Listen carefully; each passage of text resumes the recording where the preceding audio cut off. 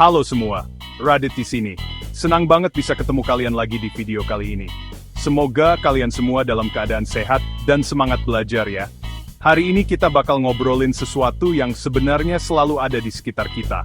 Bahkan mungkin sekarang pun kalian lagi pakai, yaitu sistem komputer. Mungkin selama ini kita cuma fokus ke layarnya, atau sekadar mikirin harganya. Tapi pernah nggak sih kalian penasaran, gimana sih komputer itu bisa bekerja? Sistem komputer itu bukan cuma soal spek atau harga, tapi tentang tim kerja yang bikin komputer bisa jalan. Bayangin aja, di dalam satu komputer, ada banyak banget komponen yang saling terhubung dan saling mendukung satu sama lain. Bayangin komputer kayak tim yang solid.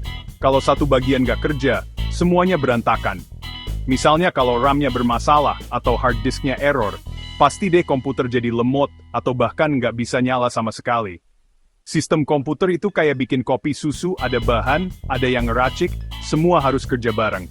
Kalau salah satu bahan kurang, rasanya pasti beda kan?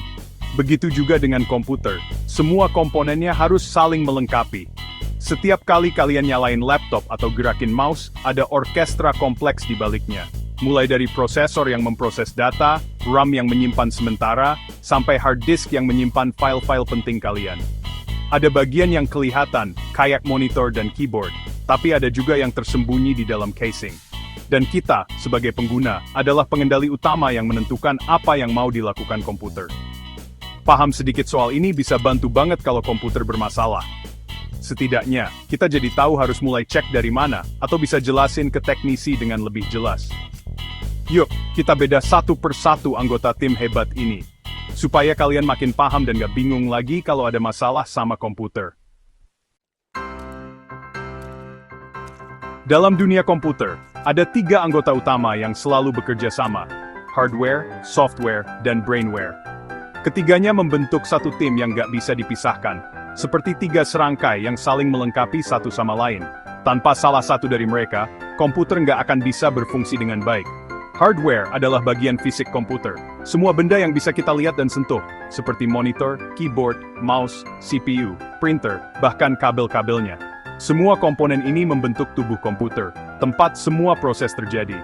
Lalu ada software, yaitu program dan instruksi yang membuat hardware bisa bekerja. Contohnya seperti sistem operasi Windows, aplikasi edit foto, browser internet, sampai game favoritmu. Tanpa software, hardware nggak akan tahu harus melakukan apa. Brainware adalah manusia yang mengoperasikan komputer. Kita yang memberikan perintah, menentukan tujuan, dan memanfaatkan teknologi untuk berbagai keperluan. Brainware bisa jadi pelajar, pekerja, atau siapa saja yang menggunakan komputer. Bayangkan kalau nggak ada hardware, komputer cuma jadi konsep tanpa bentuk. Nggak ada yang bisa disentuh atau digunakan. Kalau nggak ada software, hardware hanya akan jadi pajangan di meja, nggak bisa melakukan tugas apapun. Dan tanpa brainware, komputer secanggih apapun tetap nggak akan berguna, karena nggak ada yang mengatur atau mengoperasikannya. Ketiga komponen ini saling melengkapi, seperti tim solid yang bekerja sama untuk mencapai tujuan. Hardware, software, dan brainware harus bersinergi agar komputer bisa digunakan secara maksimal. Jadi, meskipun teknologi terus berkembang dan komputer makin canggih, tetap saja manusia adalah pengendali utamanya. Kita yang menentukan arah dan memanfaatkan komputer sebagai alat bantu. Yuk, kita pelajari lebih dalam tentang peran dan fungsi masing-masing komponen ini, supaya makin paham cara kerja komputer. Pertama, hardware. Semua komponen fisik komputer. Contoh paling jelas, monitor buat tampilan, keyboard dan mouse buat input. Di dalam casing, ada motherboard, penghubung semua komponen, CPU, otak komputer, dan RAM, meja kerja sementara. RAM besar, kerja multitasking makin lancar. Kalau penuh, komputer jadi lemot. Penyimpanan, ada hard drive atau SSD, tempat semua file dan aplikasi disimpan permanen. Semua yang bisa disentuh, dari kabel sampai printer, itu hardware. Intinya, hardware adalah fondasi fisik komputer. Tapi tanpa bagian lain, dia nggak bisa apa-apa. Sekarang software, bagian tak kasat mata yang ngatur semuanya. Ada 2 jenis utama, sistem operasi OS dan aplikasi. OS kayak Windows, Mac OS atau Linux, jadi jembatan antara kita dan hardware. OS ngatur sumber daya komputer dan tampilan antarmuka. Aplikasi, itu program spesifik kayak Word, Chrome, Photoshop, atau game. Tanpa software, hardware cuma besi tua. Software bikin komputer jadi alat serbaguna, dari kerja sampai hiburan. Semua berjalan karena software ngasih instruksi ke hardware.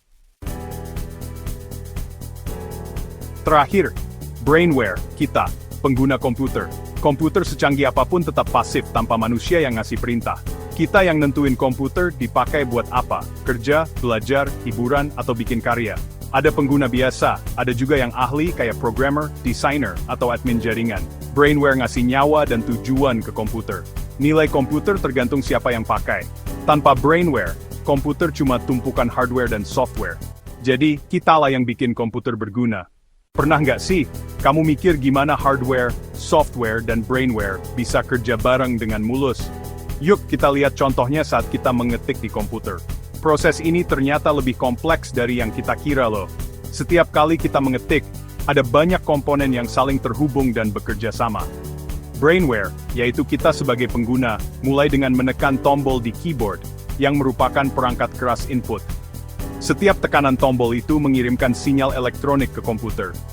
Sinyal dari keyboard diterima oleh sistem operasi, yaitu software utama yang mengatur semua aktivitas komputer. Sistem operasi lalu meneruskan perintah ini ke CPU, otak dari komputer yang bertugas memproses data. CPU akan mengolah data dari input tadi, lalu aplikasi yang sedang kita gunakan, misalnya Microsoft Word atau Google Docs, menentukan bagaimana huruf-huruf itu akan muncul di layar. Hasil proses ini dikirim ke monitor, perangkat keras output, sehingga kita bisa melihat huruf-huruf yang kita ketik langsung muncul di layar secara real-time. Kalau kita ingin menyimpan hasil kerja, cukup tekan tombol Save. Data yang sudah diolah tadi akan disimpan ke media penyimpanan seperti hard drive atau SSD, sehingga bisa dibuka lagi kapan saja. Semua proses ini terjadi dalam hitungan detik, bahkan kadang kurang dari 1 detik, berkat kerjasama yang luar biasa antara hardware, software, dan brainware. Inilah alasan kenapa komputer bisa jadi alat super serbaguna, membantu kita menyelesaikan berbagai pekerjaan, mulai dari menulis, mengedit, sampai membuat karya kreatif.